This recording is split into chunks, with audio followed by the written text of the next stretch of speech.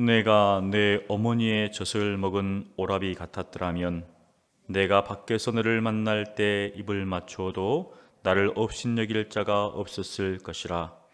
내가 너를 이끌어 내 어머니 집에 들이고 내게서 교훈을 받았으리라. 나는 향기로운 술 곧 성유즙으로 내게 마시게 하겠고 너는 왼팔로는 내 머리를 고이고 오른손으로는 나를 안았으리라. 예루살렘 딸들아, 내가 너에게 부탁한다. 내 사랑하는 자가 원하기 전에는 흔들지 말며 깨우지 말지니라.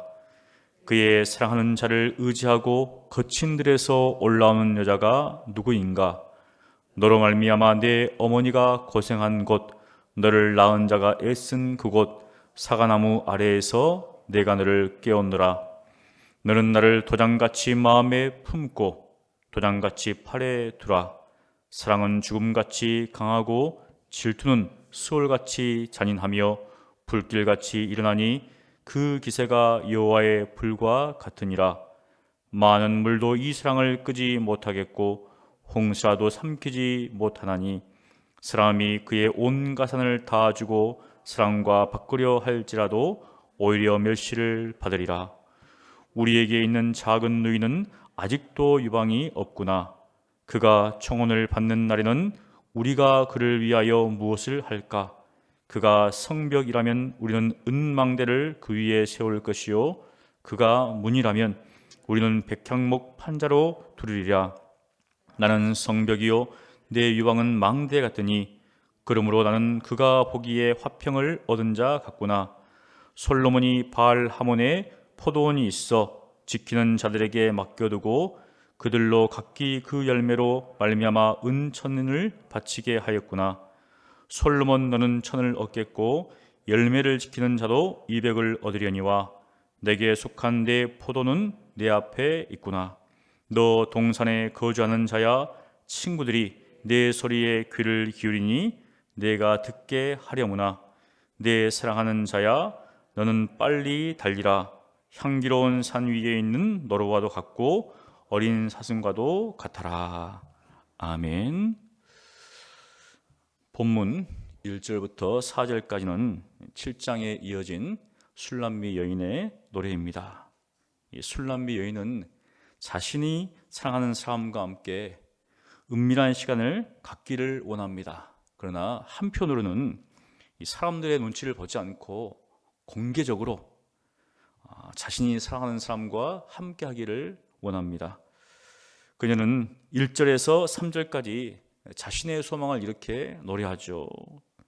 당신이 나의 어머니의 젖을 먹은 오라비 같았더라면 내가 밖에서 당신을 만날 때 입을 맞추어도 나를 업신여길 사람이 없었을 것을. 술람미 여인은 자신이 사랑하는 자가 오라비와 같았으면 좋을 것이다 라고 말하는데, 이것은 같은 부모에게서 태어나기를 원한다는 것이 아니라 한 집에서 함께 살기를 바란다는 뜻입니다.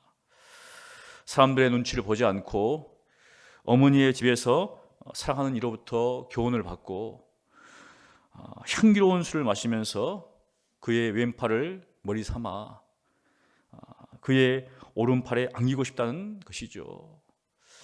만일 그렇게 되면 지금처럼 사람들의 눈을 피해서 들러 다닐 필요도 없고 동네에서 유숙할 필요도 없고 또 포도원으로 가지 않아도 되기 때문입니다. 그러다가 그녀는 다시 이제 현실로 돌아오죠. 4절입니다.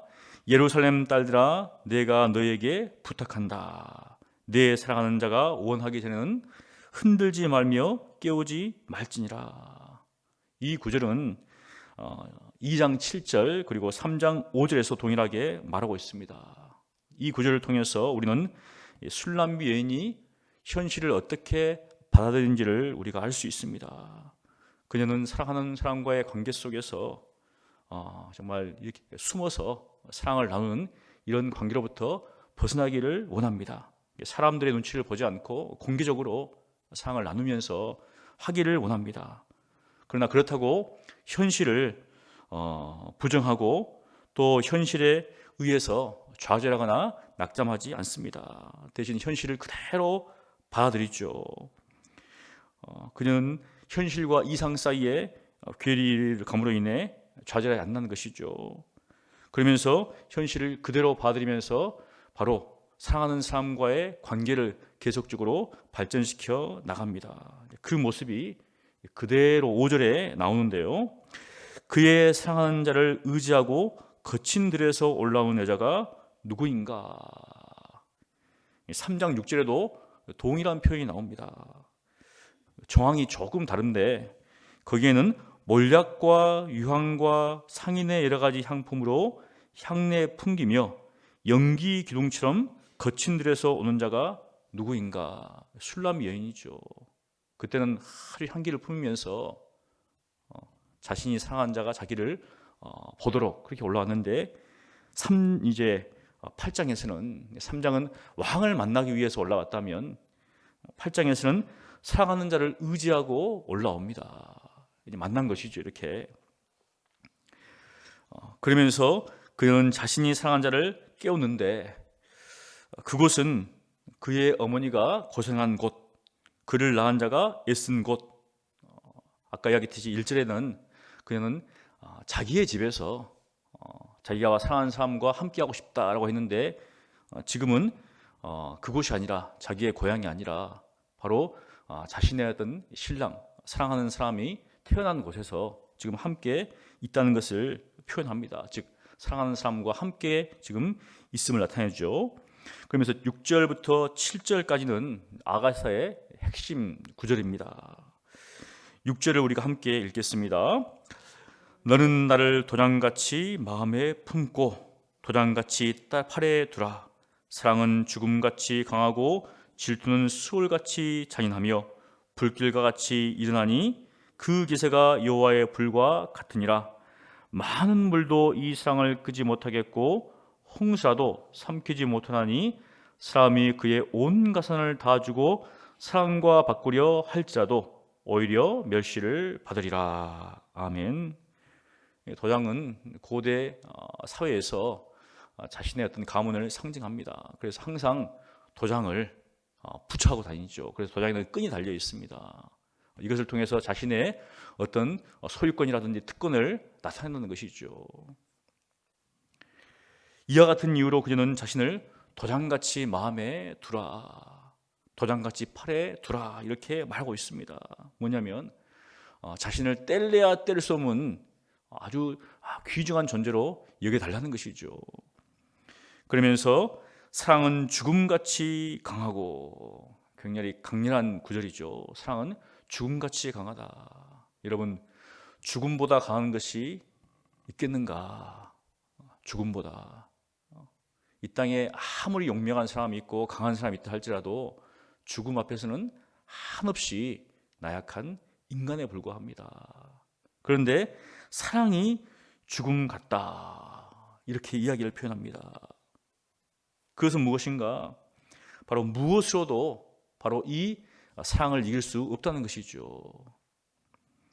여러분, 하나님의 사랑이 바로 이와 같습니다. 로마서 8장 38절로 39절에는 사도 바울이 이렇게 확신합니다. 내가 확신하노니.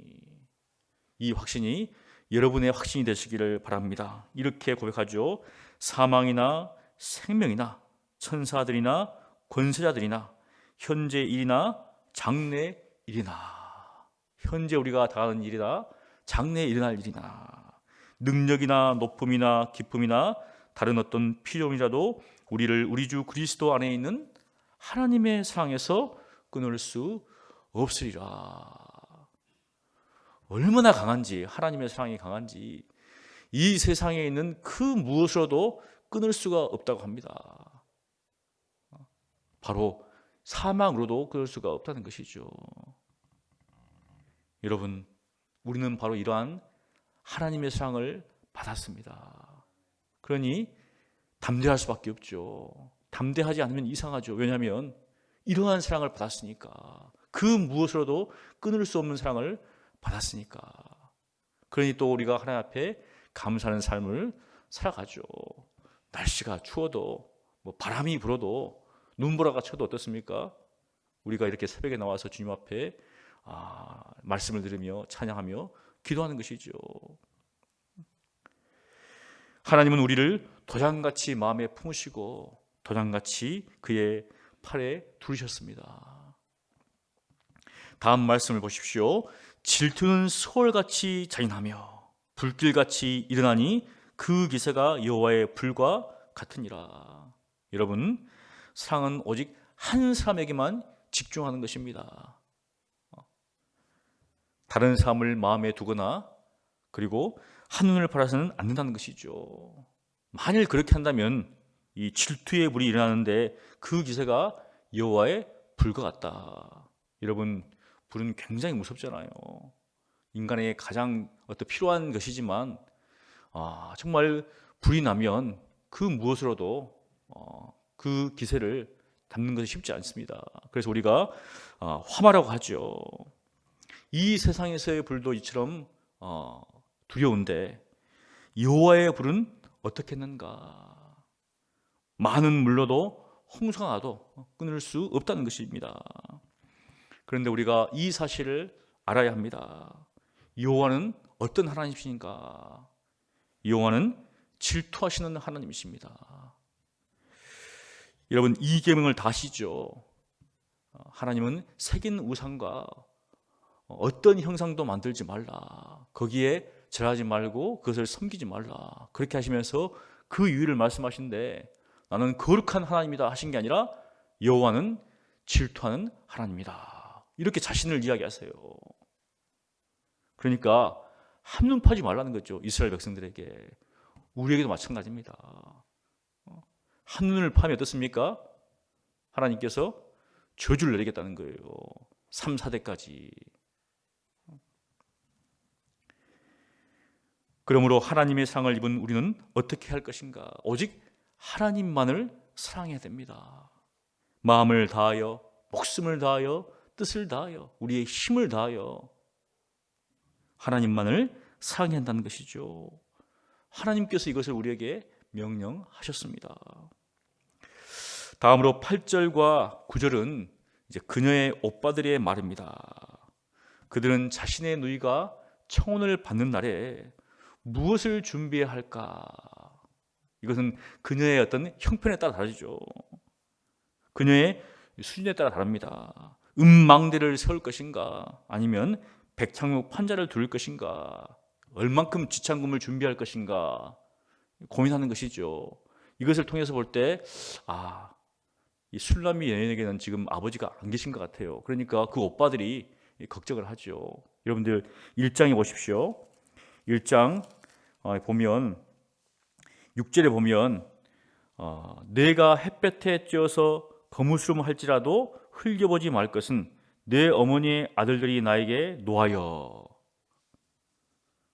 내 어머니의 아들들 했습니다. 오라버니인데 노했다는 거예요. 포도원 주기로 삼았음이라. 나의 포도원을 내가 지키지 못하였구나. 그러니까 오빠들에 의해서 무슨 일인지는 모르겠지만 좀 미움을 받은 것 같아요. 그럼에도 불구하고 어떻습니까? 또 혈육의 정이 있죠. 아버지가 지금 안 계신 것 같으니까 오빠들이 우리 누이가 결혼을 하면 지참금을 준비해야 되는데 무엇으로 준비해야 될 것인가 이렇게 지금 고민하고 있습니다. 근심하고 있다는 것이죠. 또 한편으로는 많이 주고 싶어 해야 되는데 앞에 보니까 좀 사이가 안 좋았던 것 같아요. 그런데 10절에 딱 그들의 누이가 이렇게 말합니다. 나는 성벽이요. 자신은 누군가? 나는 성벽이다. 많이 준비를 하는 것이죠. 내 유방은 망대 같으니 그러므로 나는 그가 보기에 화평을 얻은 자 같구나. 이것은 그녀가 지참금을 어떻게 준비했는지를 알 수 있습니다. 오라비들은 지참금으로 백향목 판자가 아니라 은을 준비했다는 것이죠. 그리고 이제 오빠의 어떤 관계가 회복되었던 것을 알 수 있습니다. 축복하는 가운데서 이제 결혼이 이루어졌다는 것을 우리가 알 수 있죠. 즉 오빠들이 물질적인 후원을 아끼지 않았다는 겁니다. 그리고 11절에는 솔로몬의 포도원 이야기를 꺼냅니다. 좀 뜬금이 없어요. 갑자기 솔로몬 이야기가 딱 나옵니다. 이제 정확히 솔로몬은 구해서 실관을 지키는 자로부터 은 1000개를 받았습니다. 그랬던 것 같아요. 이제 거기서 그런 것처럼 술람미 여인은 자신에게도 포도원이 있다고 이야기를 합니다. 사실 포도는 그녀 자신을 상징하고 있습니다. 그래서 그 포도원에서 솔로몬은 은 1000개를 얻을 것이고 그 포도원을 지킨, 그 실과를 지킨 그녀의 오라비들에겠죠. 은 200개를 받을 것이다. 이렇게 이야기를 합니다. 지금 13절 솔로몬의 말로, 이거 13절은 솔로몬의 말인데요. 동산에 거주하는 자는 술람 여인을 나타냅니다. 이제 이 상황은 신랑과 신부가 신방에 함께 있는데 친구들이, 이제 그녀의 친구들이겠죠. 그녀의 소리에 귀를 기울이고 있는 상황이죠. 사실 이제 13절과 14절이 좀 해석하기에 좀 난해한데 여러 가지 조금 해석하는 것이 있습니다. 근데 우리나라에서 보면 어떻습니까? 신랑과 신부가 있으면 엿듣잖아요. 이제 아마 그 당시에도 그런 것 같아요. 지금 그런 상황이니까 이 신랑이 신부에게 뭐라 좀 말해봐라. 이 상황 속에서 그때 이제 14절 신부가 이렇게 이야기합니다. 함께 읽습니다. 내 사랑하는 자야, 너는 빨리 달리라. 향기로운 산 위에 있는 노라와도 같고 어린 사슴과도 같아라. 빨리 달리라. 이게 무슨 말인가? 사실 이제 빨리 달리라는, 이게 바라흐라고 히브리 말로 도망하라는 겁니다. 도망치다. 이게 쭉 보면 도망하라는 말로 되어 있는데 여기는 빨리 달리라, 부사적인 표현으로 번역을 했어요. 달리라 하니까 그냥 빨리 달려서 나에게 와라, 어떤 이런 식으로 이제 좀 번역을 하는 경우도 있습니다. 근데 원뜻은 도망하자는 거죠. 이게 뭐냐면 막 이렇게 있으니 그런 상황이니까 우리가 빨리 이 상황을 탈피하자, 우리만의 은밀한 시간을 보내자, 이렇게 지금 이야기를 하는 것으로 우리가 보입니다. 무엇인가 신랑과 함께 다른 사람들로부터 좀 어떻게 보면 방해를 받고 있는데 빨리 이 상황을 벗어나서 둘만의 오붓한 시간을 가지자. 결국은 이 둘의 상황 이야기는 해피엔딩으로 끝이 납니다. 사랑하는 성도 여러분, 이 술람미 여인과 솔로몬의 사랑 이야기에는 하나님과 이스라엘 백성의 사랑 이야기가 숨겨져 있습니다. 그리고 그리스도와 교회의 사랑 이야기를 예표하고 있습니다. 또한 실제적으로 결혼한 부부들이 서로를 어떻게 사랑해야 하는지를 보여줍니다. 하나님께서 자기 백성으로 도장을 삼은 것처럼, 또 그리스도께서 교회를 도장과 같이 팔에 두른 것처럼, 바로 그런 것처럼 우리 신앙의 가정 또한 남편의 아내를 도장같이 마음에 품고 도장같이 팔에 둘러야 한다는 것이죠. 아내 또한 남편에게 속한 자로서 바로 서로를 사랑하며 살아간다는 것을 보여줍니다. 결국 아가서는 바로 하나님의 사랑 이야기, 또 우리가 어떻게 하나님을 사랑할 것인가, 그 사랑 안에서 어떻게 사랑이 발전하고 성숙할 것인가. 여러분, 우리 예수 그리스도를 믿는 사람들의 특징이 무엇입니까? 사랑이죠. 사랑입니다. 그래서 요한 사도도 하나님의 사랑을 받은 자로서 사랑하라. 그 사랑은 형제를 사랑하는 것으로, 이웃을 사랑하는 것으로 나타나는 것이죠. 믿음과 소망과 사랑, 그 중에 제일이 사랑이라고 하는데, 우리가 믿음이 있다고 할 때, 우리가 소망이 있다고 할 때 그것들이 어떻게 나타나는가? 결국은 사랑으로 나타나는 것이죠. 하나님의 사랑을 받은 자로서 그 사랑을 나타내는 것, 우리 교회가 정말 형제 자매를 서로 사랑하며 그 사랑 속에서 우리의 이웃을, 지역사회를 사랑하는 교회 되기를 간절히 축원합니다. 기도하겠습니다. 거룩하신 하나님 아버지, 감사합니다. 이 아가서를 통하여서 하나님께서 이스라엘 백성을 얼마나 사랑하는지, 그리스도께서 교회를 얼마나 사랑하는지, 또 우리의 가정이 서로 사랑으로 하나 된다는 그런 것들을 보게 됩니다. 하나님, 저희들은 여전히 사랑이 부족하고 또 하나님의 사랑의 그 깊이와 높이와 넓이가 어떠함을 깨달는 과정 가운데 있습니다. 주의 매일의 삶 속에서 하나님의 사랑을 더욱더 깊이 깨달을 수 있도록 도와주시고, 그 사랑 안에서 감사하며 기뻐하며 감격하며 그 사랑을 나누는 삶을 살아갈 수 있도록 도와주시옵소서. 하나님을 향한 사랑이 더욱더 깊어지게 도와주시옵시고, 형제자매를 사랑하는 그런 삶의 모습이 더욱더 성장할 수 있도록 도와주시고, 진정 이웃을 사랑하는, 내 몸처럼 사랑하는 저희들 되게 하여 주시옵소서. 그래서 우리 교회가 정말 사랑이 가득한 교회, 사랑이 풍성한 교회, 하나님의 사랑을 받아서 그 사랑을 나눠주는 교회 될 수 있도록 아버지 역사하여 주시옵소서. 감사하고 살아계신 예수님 이름으로 기도합니다. 아멘.